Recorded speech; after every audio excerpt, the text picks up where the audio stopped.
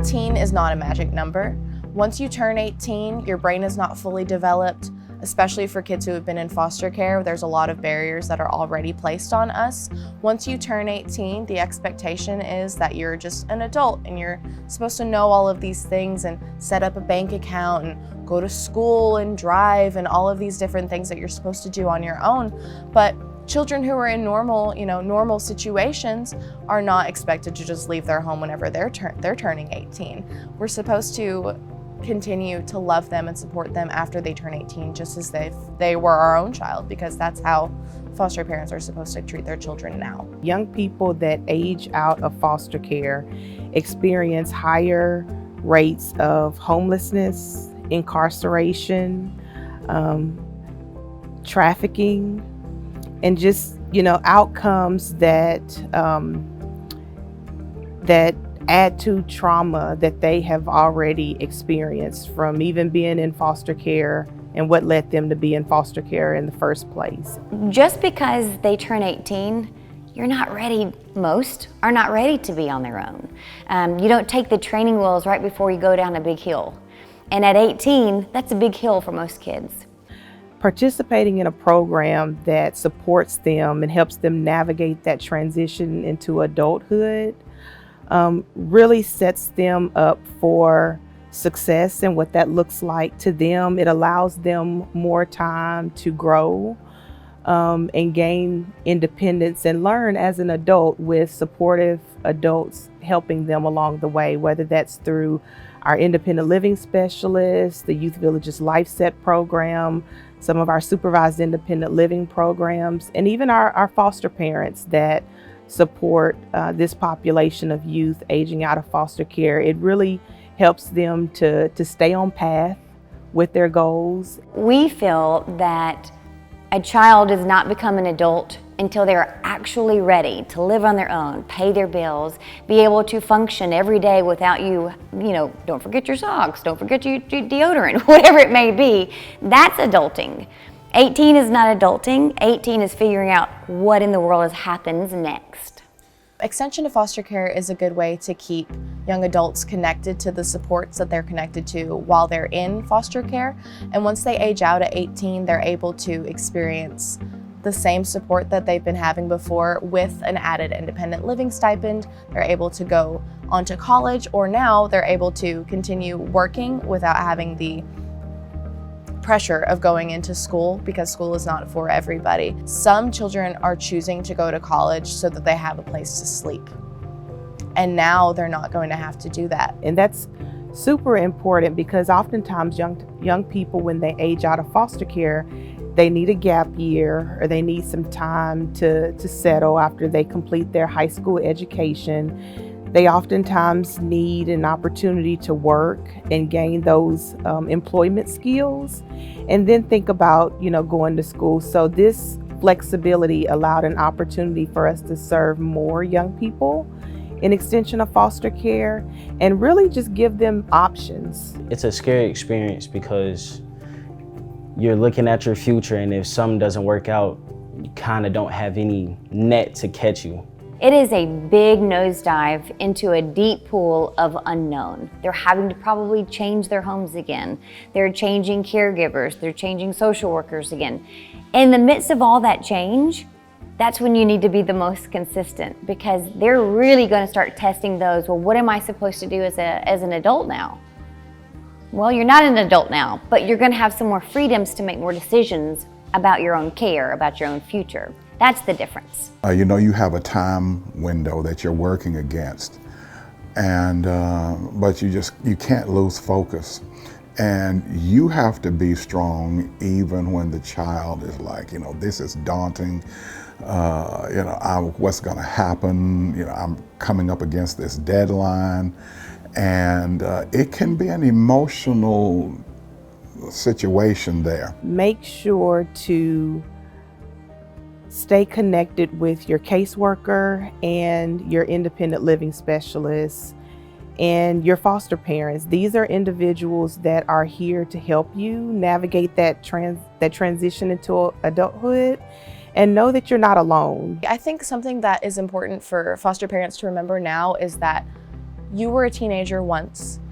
Knowing the support that you needed as just, a normal teenager, a teenager who wasn't in foster care, what are the supports that you needed then? You remember how lost you must have felt, graduating high school, going to high school for the first time, and having the barriers of foster care placed there makes it that much harder. So testing those skills that you do every day, that's what you need to step back and have them do. Calling to make doctor's appointments. He was like, Mom, I don't know your schedule. Doesn't matter. You make it to your schedule and I will figure it out. There are just a basic set of credentials that you're going to need. There are a basic set of skills that you're going to have to master. If you're going out into the world, and if you're going to be by yourself, or if you're going to have someone, to help you along the way, but you still have to have a roadmap, if you will. The birth certificate, because without that, driver's license, ID, social security card, you got to know how to drive. And so that's a whole nother scenario, because you're faced with, he's not on your insurance. So, just working out, calling around, finding out, okay, how much does it cost to educate him in how to drive?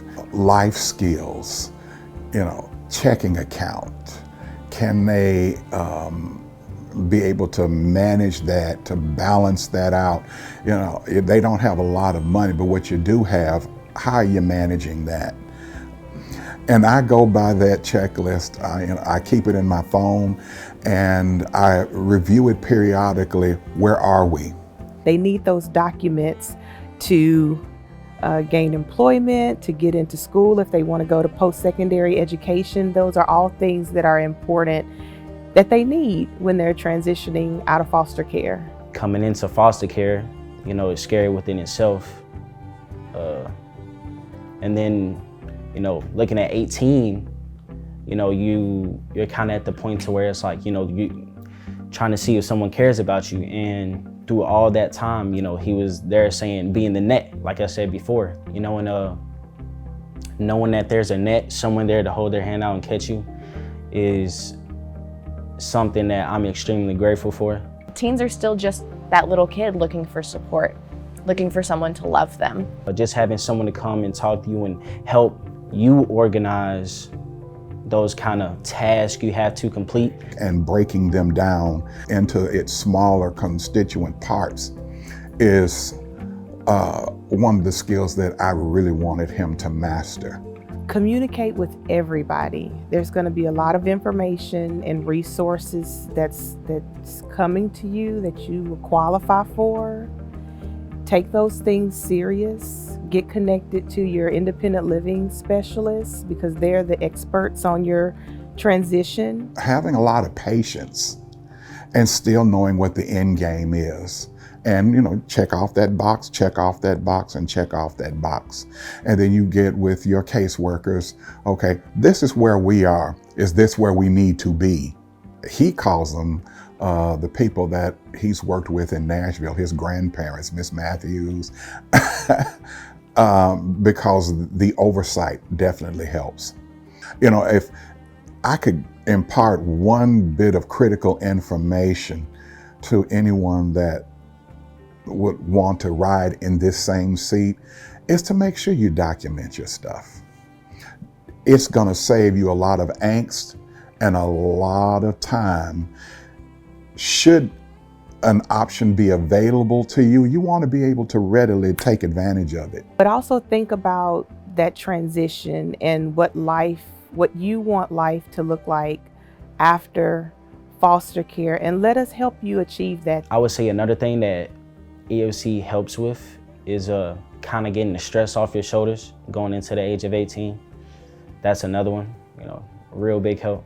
These teens, you know what they want? They don't want the things and the stuff. They want you. If they need you, show up. If they call you, pick up the phone. That's what they need more than anything. This whole experience with DCS took him from a future that may not have been the best future and reinvented that into something that he is proud of. And that says a lot for the system. A lot of times you can complain about what's wrong, but you never really concentrate on what's right and those that it really helped. And for Stephen, DCS was the best thing that could have ever happened to him. It's basically extending the program to meet our young people where they are. As long as the child has a direction that is forward, then that means they're less likely to go backward. And for our young people that's in college, having a place to return to on the breaks, having a place to be able to come home to is really important for this population. So we need more foster parents that is willing and ready and able to support our teens and our young adults in extension of foster care. Know what kind of man you want to be now, and put, I guess, objectives that you can complete to become that man. That in the next few years, that's who I'm looking to become, just a better man. You are safe. Everything is going to work out in our favor, and it might seem dark today, but tomorrow's a new day.